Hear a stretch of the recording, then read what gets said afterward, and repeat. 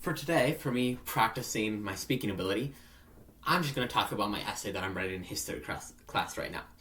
My essay is about Constantine the Great, one of the last Roman emperors, the last truly great one, and the founder of the state Christianity, the Byzantine Empire, and Western civilization.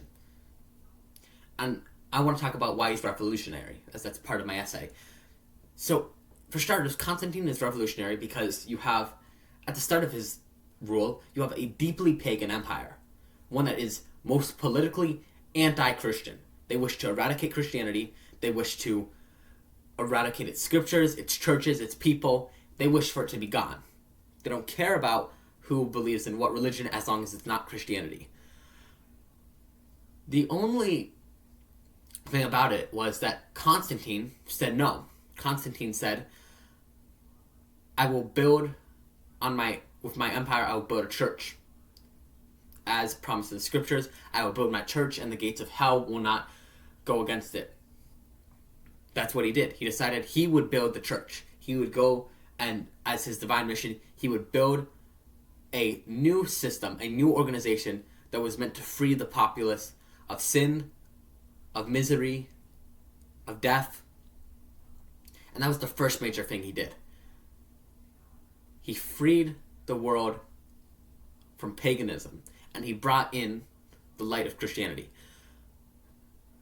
The second thing he did was he created the church structures. The church before Constantine was nothing.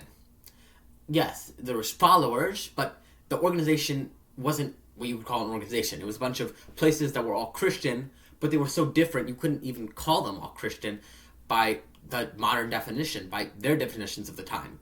The divinity of Jesus, the nature of the Trinity, what even was gospel. These were not known yet.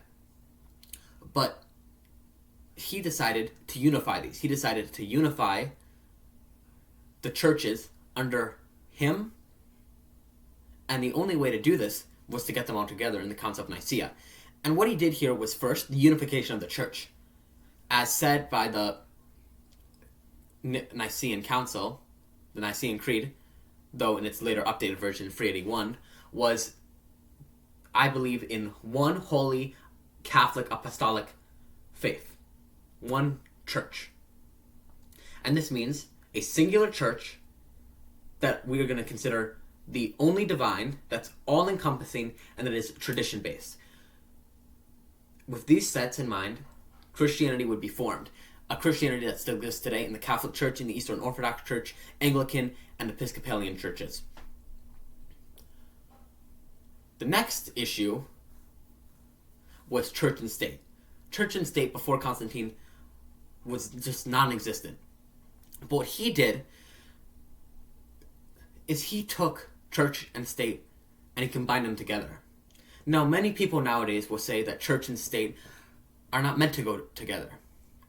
However, that it causes corruption and it causes grief among the populace. But church and state was not meant for that. The church and state that Constantine built was the breathing empire. It was the oxygen of the Orthodox and Western civilization to this very day. Without this, without church and state, we would never have seen what we have. The people who created the Enlightenment, who created the idea of separating church and state, would never have been in a society of such progress if it wasn't for the church and state being mixed. If it wasn't for the idea in Christianity of the higher ideal, the highest, mixed with the state's money and power.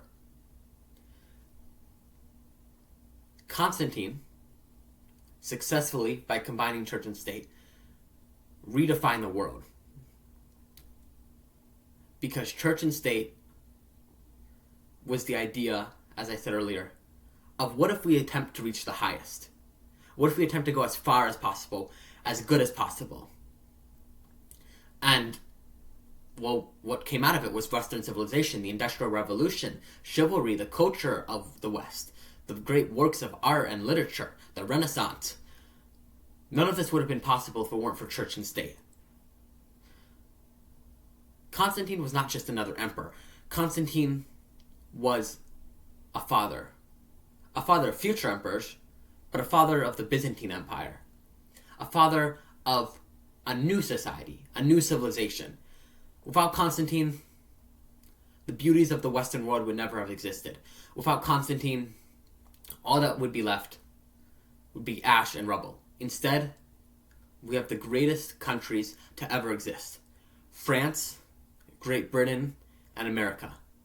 Three places that, as much as they wanted to, have all had their roots in church and state.